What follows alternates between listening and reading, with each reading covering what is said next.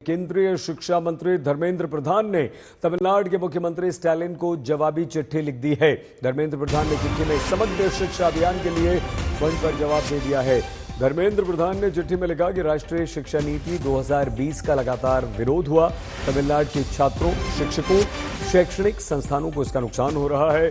धर्मेंद्र प्रधान ने शिक्षा नीति के विरोध को राजनीतिक बता दिया। आगे धर्मेंद्र प्रधान ने लिखा, प्रगतिशील शैक्षिक सुधारों को खतरे में डालना ठीक नहीं। इससे पहले स्टालिन ने पीएम मोदी को चिट्ठी लिख फंड जारी करने की अपील की थी।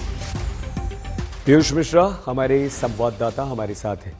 क्या पीयूष, स्टालिन ने चिट्ठी में लिखा था, कौन सा फंड जारी करने की वो बात कर रहे थे और धर्मेंद्र प्रधान ने उस फंड के बारे में क्या कहा?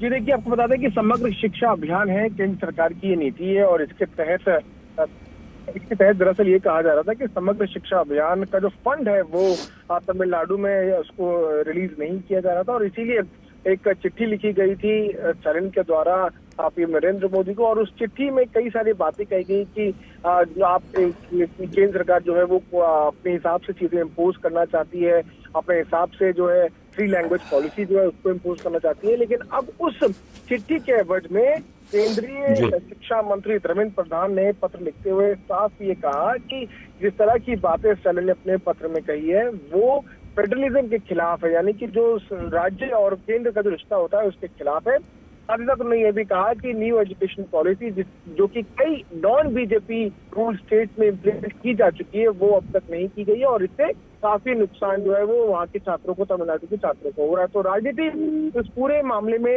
लगातार हो रही है। सैयद, आप देखना ये होगा कि किस तरह से पीएम के इस पत्र का जवाब देती है। बहुत धन्यवाद पीयूष मिश्रा हमारे संवाददाता जानकारी दे रहे थे। केंद्रीय शिक्षा मंत्री धर्मेंद्र प्रधान ने